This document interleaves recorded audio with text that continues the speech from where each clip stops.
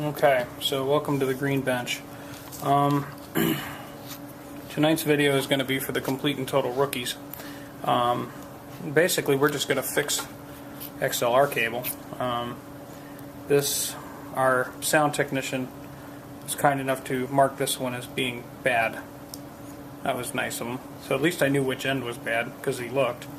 But if you ever have an XLR cable that doesn't work, usually it's probably something stupid, like it was plugged into something and somebody stepped on it and it gave the wires a good jerk, and in this case we broke pin number 3 off, which is the blue one. Just broke it off there. Now the default fix for this would be to resolder pin number 3, but you can see on our wire it's pretty chewed up from here forward. Probably seen a lot of 90-degree twists and turns. So when I generally do these, I'll just clip them a few inches, an inch or so behind that, so all the mangled cable is now gone. And I do generally like to put the jackets back on early, because otherwise I'll forget this one you have to put on early, because otherwise you can't get it back on, but this one can go on when it wants to. This was, I believe, a Live Wires brand with nitric connectors. So anyway, we've got some blobby solder. We could probably try to reuse that solder, but it probably won't stick that well, so we'll just use our solder vacuum here and try to clean that up a little bit. Quick suck. I need to, and don't be a dum-dum. I was just holding onto that pin and I just felt the heat hit my fingers, so don't do that. Hold it by the plastic or put it in a vise or something. I didn't get a good melt on that one. Let's see if we can get a good melt. Some of these things, the bigger they are, the slower they melt. This is being a headache, so we need to grab this with a tool.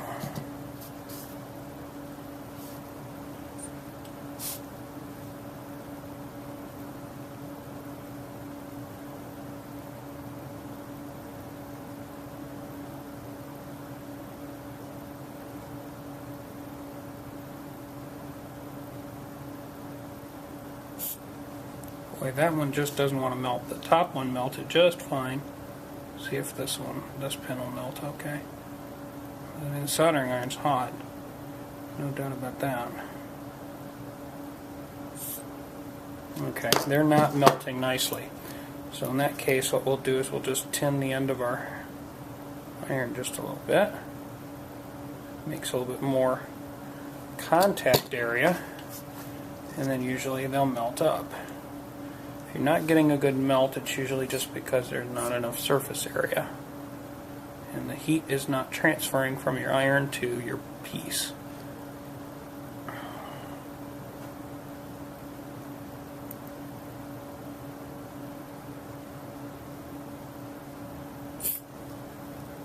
That was better. I should be blowing the soldering iron out in a garbage can, but I left the garbage can over there, so I'm actually blowing it out in a paper towel. But since I'm not over a circuit board, my risk of bodging this is a lot less. Okay, now just doing the draw on there, I was able to get most of the solder out. There's still a little bit in there, but at least I can see the cups now. And the wire is not going to want to fall out on its own. We will have to heat it up with the soldering iron and give it a little bit of a pull. So just get that a little warm, coax it out of there, and same deal over here. Warm it up a little bit and take it out. There we go. Now nitric is kind enough to actually put pin numbers on this so you can see which one is 1, 2, and 3. In XLR's, pin 1 is always ground, which is going to be your outside shield braid, and they did 2 as the red and 3 as the blue. So not necessarily every microphone wire you get is going to use that particular color scheme, but it doesn't really matter what color scheme it uses as long as you know. How did I know that it was there? Well, I just looked and I remembered. And if you need to take notes, you can do that.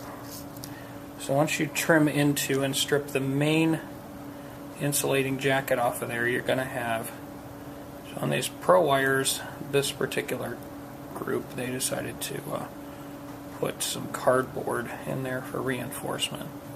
Want to get all the copper free out of there. Try to twist the copper up tightly and off to the side, and then we'll try and snip the cardboard out of there so it's not in my way.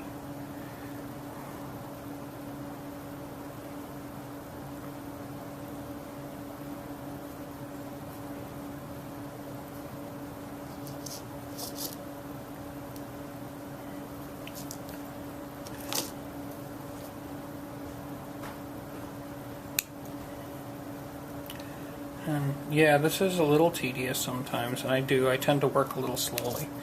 Once I get into a rhythm after I've been working for a while, I speed up. But I would rather take the time and fix a cable than send this cable to a landfill and then give more money to Guitar Center to continue to sell cables.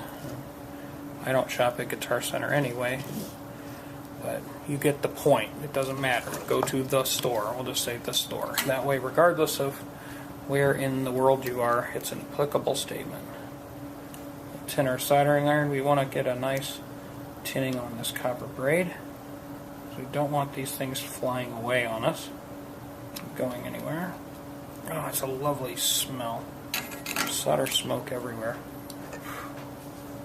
Okay, so that actually tinned pretty nicely. Strip these two. There's actually a little piece of like cardboard fiber in there sticking out, but I'll just tin these. Strip them first, and yeah, this is the old school way of tinning wire with a razor knife as opposed to a wire stripper. The wire stripper is probably more efficient and definitely safer because I'm not going to put it into my thumb, but well, once you get used to doing stuff one way, it's hard to change. Just say that way. Doing it this way for too long. So,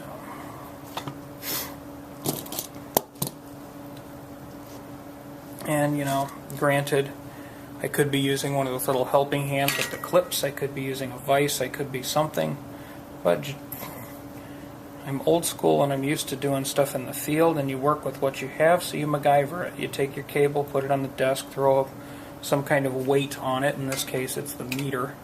Throw the meter on it and put a little prop under it, and then it stays in the position you want it to stay in, right? Okay, so here's one other thing I do. I always solder the braid last. So the braid is going to pin 1. It's going to be over here on this side, so that's going to be the braid over here. So when we roll it over, it's this one right there. So I'm going to solder the other two first. I'll just slip them in there, and since I vacuumed the old solder out of the cups, it just makes life a little easier. And I'm going to, let's see, the red one I like the length of it, the blue one is a little long, so I'm just going to give it a little nip. Take just a smidge off of there so it fits better. I'll start by soldering the red one. I'm going to check the pin numbers again just because I'm going to check the pin numbers again. And if we remember, the red one was on number 2 and the blue one was on the bottom at number 3.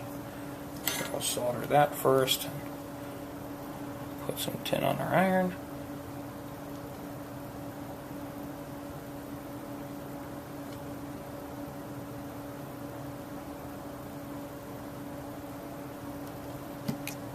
There we go.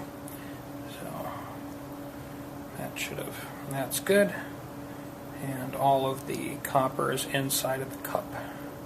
It's not sticking out all over the place where it can short out on us. So now we'll put the blue one in the cup. I'll solder that one. This is musician skills, y'all. Sound technicians should learn this.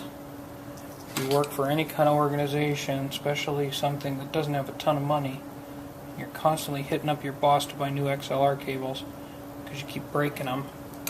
Musicians are going to step on cables and break them.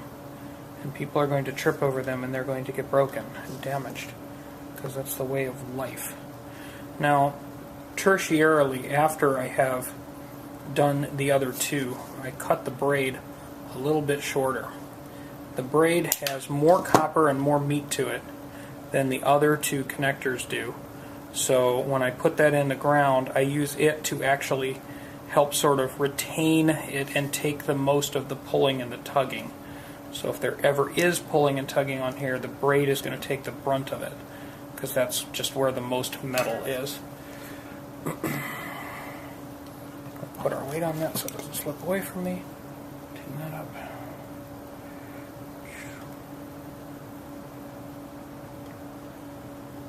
And it slipped a little bit. So we'll just warm her up, reposition it right there. Good. So all three are resoldered now. All the tension is actually on the braid. So at this point we can just slide our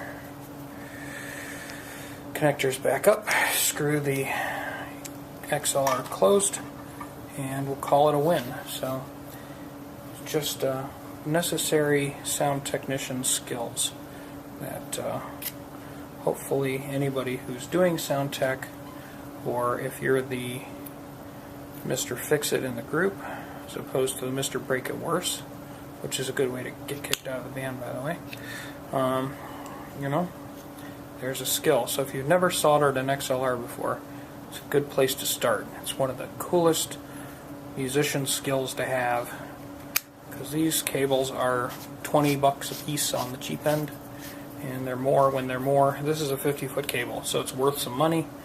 And once we get the cable connector together, that shouldn't push in. It should be rigid and strong, and it is. And I'll take his little bad label off, and just for our own amusement, let's test our cable. This is a 50-footer, so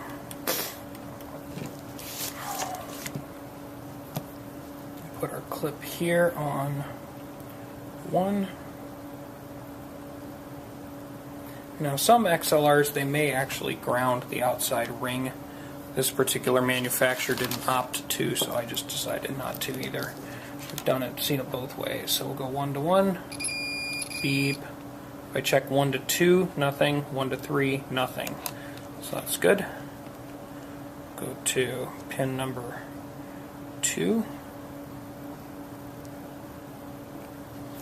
So 2 to 2 has a beep. 2 to 3 does not have a beep, and 2 to 1 does not have a beep. So far we're looking good. If 3 does what we want it to do, we can call this cable repaired. So we're on 3. 3 to 2 doesn't beep, 3 to 1 doesn't beep, and 3 to 3 beeps. Got it. We win. Cable is repaired. Don't have to go to the store and spend another $30, $40. So hopefully that was useful. This end of the cable, actually, I took apart just to inspect it. It looks okay at this point. But, you know, if an XLR cable fails on you, just make it 2 inches shorter and fix it. You know, what if it was 25 feet long and now it's 24 feet and 12, or 24 feet 11 inches? Nobody's going to really care. Or even 24 feet 10 inches. They're just happy to have it back. So, technical skills for you. Have a great one.